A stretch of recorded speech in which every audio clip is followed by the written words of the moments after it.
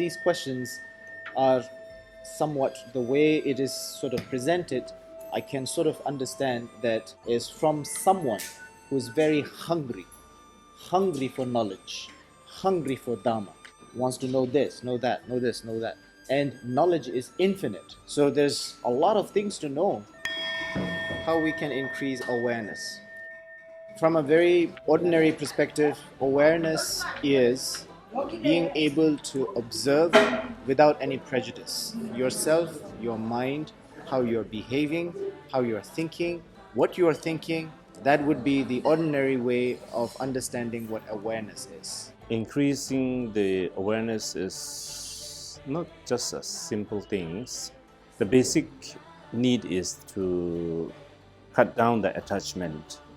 And then on top of that, another important factor is to developing the shamatha meditations, the shine meditations, to handling mental agitations.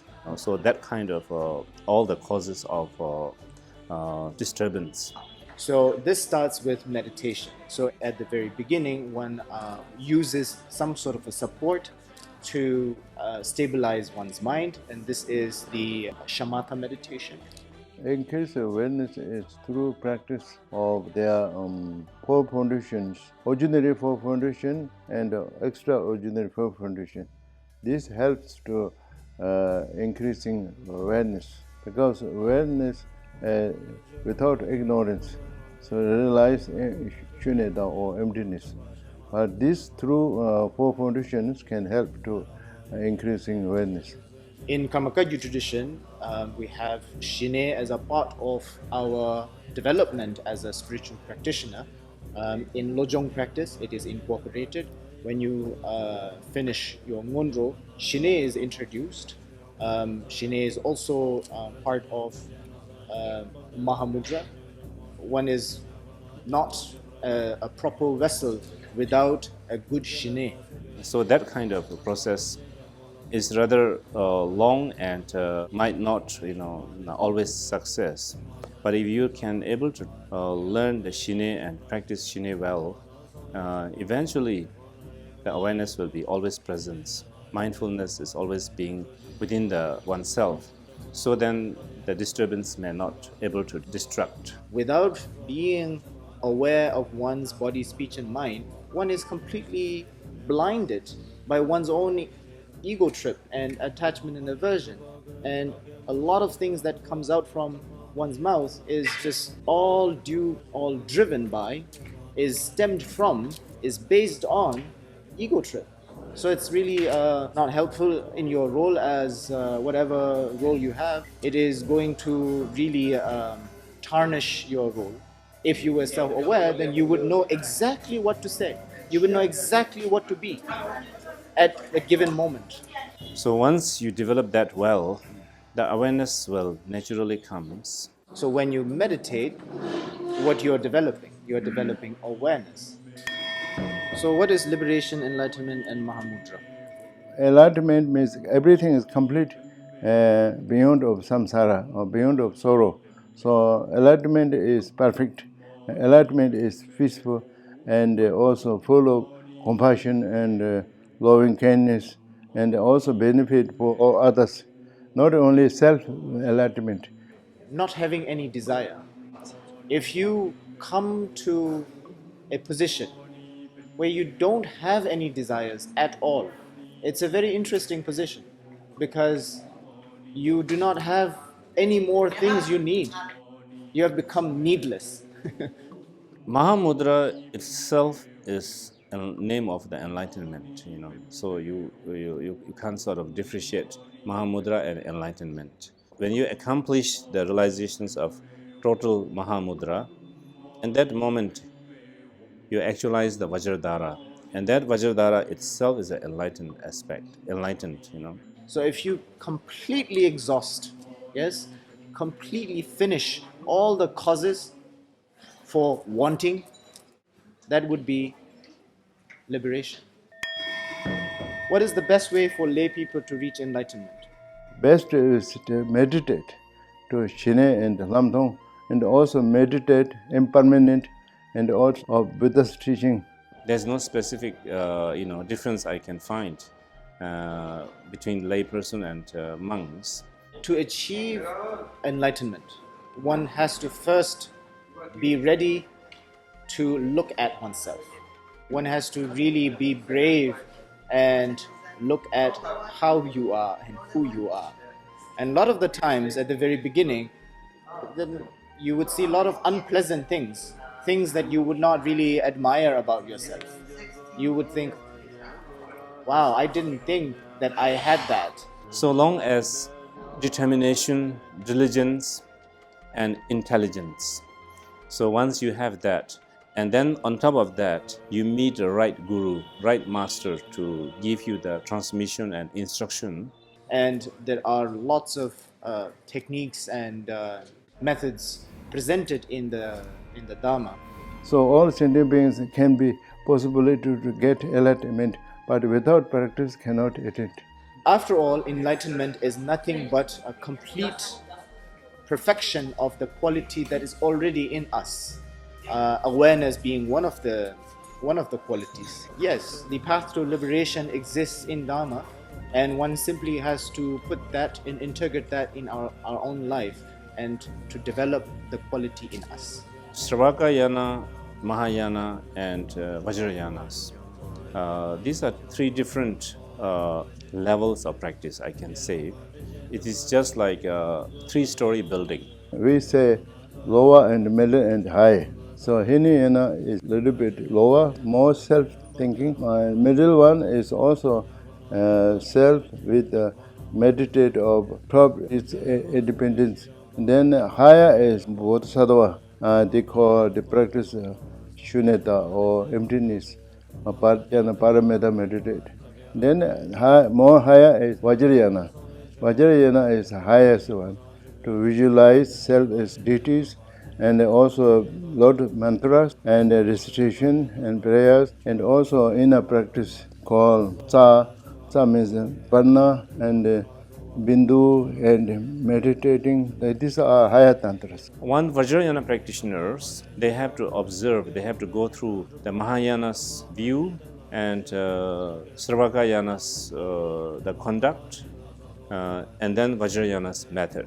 So this is kind of combinations. So this is all Buddha's teaching. Buddha give to disciple different way benefit to them. So they are not much different. Only difference is Sravakayana is you won't get enlightenment, but you will only liberated. You will achieve Arahant. And Mahayana, you will get enlightenment for the sentient beings. And Tantra is you will get enlightenment, same enlightenment, but faster. Why we need to pilgrimage to holy Buddhist places? It depends how you look at it. Yeah, every holy places we go, it's somehow connected with Buddha, Bodhisattva, great masters, or some kind of tantric idams or whichever protectors. Buddha Shakyamuni, most he came in this area, Bodh Gaya. Also near here, many others cemeteries, holy cemeteries, and many great Mahasiddhis cave in Nalinda, and also near here. A realized being blesses an ordinary place and makes the ordinary place extraordinary. Buddha and Bodhisattvas, great lamas visit and meditate and bless. They become holy, more great than other places. So we are in Bodh Gaya. So this land is once where Buddha walked on. You just have to take a moment to really take that in. Each place we go, then we start to do some kind of prayers, and we start to contemplate on that particular idams, guru, whichever, Buddha, and then we get more connected. We feel more closer. We need support. We are very vulnerable people. Why do married couple have to celebrate anniversary?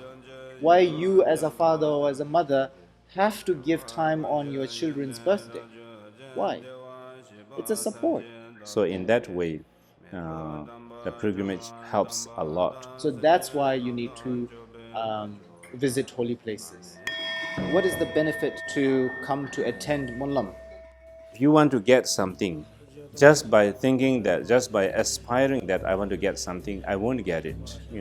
So to get that, what I need to go into the passage. I need to go to the path to reach that. So that's why the Mon is the aspiration, Monlam is the passage to get the thing, Monlam is usually aspiration to benefit all sentient beings. Because of all sentient beings with suffering and because ignorance, emotions. So this purifying. Aspiration, making aspiration wishes is one of the practice of a bodhisattva. These are actually a very important form of accumulations of wisdom and accumulations of merits in particularly. Lamas, His Holiness 70 Karmapa and the other Rinpoche and monks and nuns out there gather it and they do chanting prayer for vision prayer. Monlam is an event where not just one or two, but hundreds and hundreds of people from different walks of life, from different backgrounds, come together and they are bound by the same intention, not by race, not by language, but by intention and by aspiration. So that makes stronger. Lama dance is normally entertainment. This not ordinary dance, this keep a body, speech, mind pure. Lama dance is a physical movement of a person manifesting the qualities of the deity. Some say invoking blessing dance, some dance is purifying, some dance is for increasing wisdom. What is it like to manifest qualities from the domain of non-dual, manifesting in the form of a dance? That would be Lama dance. In the deep meanings of Lama dance is actually the yogi or the practitioners, when they get realizations through the creation parts of the meditations, appearing themselves in the gestures and the movements of the yidam or protectors. Lama dance to bless to all sentient beings. So in a way, it is also to create a connections for the general publics. They may not have a meditation abilities to create that kind of yidam, that kind of protectors, but somehow with the person who has gone through the ritual, they have some kind of inspiration arose, and that's how the connections been made, which is also a good in that way. That is the actual meanings of the Lama dance. Want you to understand is to educate yourself. You can ask questions, definitely, and my answer probably will summarize somewhat, but be aware how your mind is working, how you are thinking, how thoughts are arising in your mind and how it is captivating you. Because by being aware of that, you will learn so much from your own mind. There's infinite knowledge just present in the nature, it's just present in the reality. One just has to be perceptive and receptive to the knowledge that is right here. Nobody needs to be told what is this or what is that. One knows. One has the capacity to know everything. As Buddha said, I've shown you the path to liberation. Now it's up to you whether you want to walk on it or not. Yeah.